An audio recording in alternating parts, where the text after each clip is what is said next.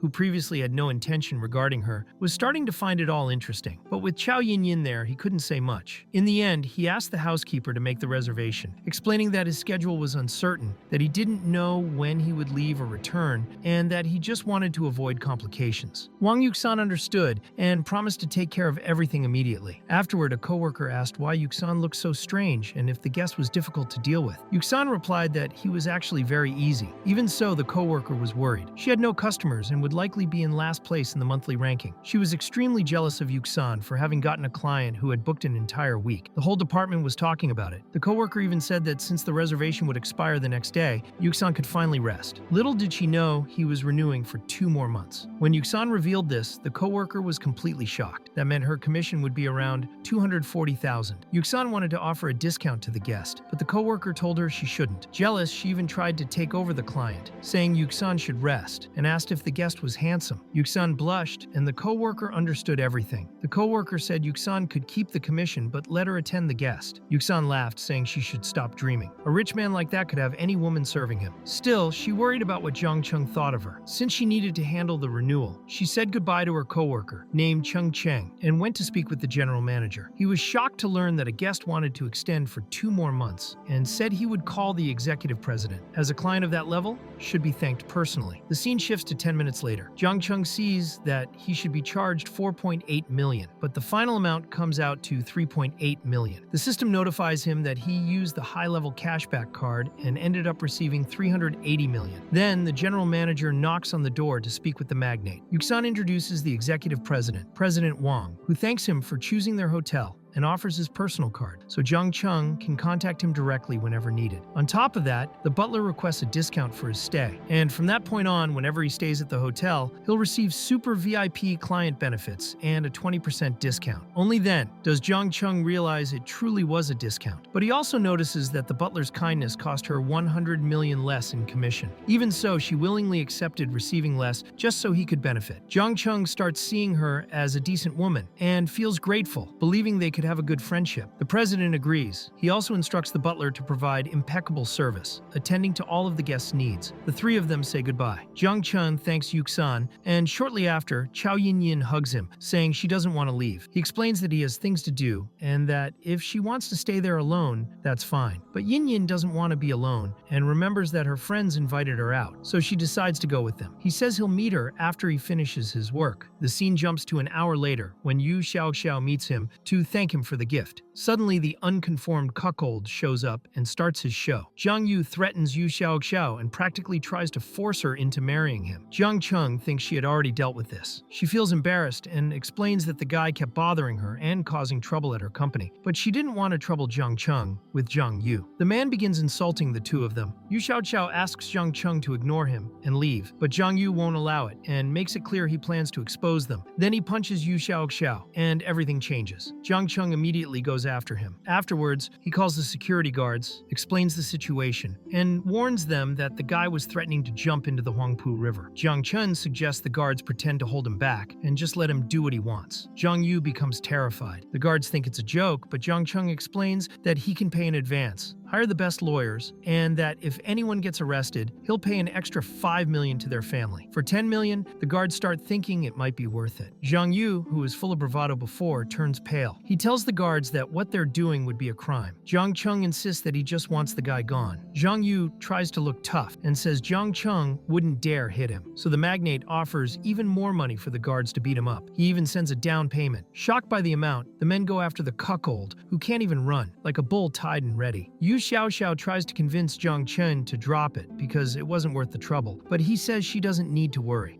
5 minutes later, Zhang Yu already had his facial harmonization completed. The guards had settled the matter through dialogue, and they were fully willing to take on more jobs for the magnate. Zhang Cheng asks Yu Xiaoxiao to tell him everything that happens to her. He says he can pay as many times as needed for the cuckold to get beaten up until he learns. The system detects abnormal emotional fluctuations in the host, and to ease his worries, rewards him with a private security company. This company could handle various day-to-day problems for him. Zhang Cheng finds the system more amazing each day. It always thinks of everything, and now his life would be much less troublesome. He decides to visit the company's facilities together with Yu Xiaoxiao, who had scheduled the meeting exactly for that. They get into the car and head to Shanghai's financial center. Zhang Cheng likes the place a lot. It was perfect for his first company. He also likes the decor. It just needed a few adjustments to start operating. Sitting in the office chair, he asks Yu Xiaoxiao to sit as well. She closes the door and approaches him, getting very close, and the two end up having a long conversation. The scene shifts to Wang Yusan, welcoming Zhang Cheng again, asking whether he would like to eat first or take a bath. She imagined he would pick the bath, but he surprises her and says he wants to eat first. Yusan was eager to massage him. She had learned new techniques, but she would have to wait a little longer. She brings him the meal and wishes him a pleasant dinner. The scene then shifts again to the next day, at the car exhibition hall. Zhang Cheng had been invited once more and was chatting with some colleagues. The supervisor asks whether they were there to see other models. And there she was again, Zhou Ying. Many people thought LaFerrari hiring her as a model had been a major success. Zhang Cheng notices that Zhou Ying seems bothered. He soon sees some guys taking inappropriate photos of her. She asks them to stop, but they don't care and keep insisting, treating her like an object. Zhang Cheng doesn't like that at all. Without hesitation, he kicks the guy, and with a brief dialogue, all the problems are quickly solved.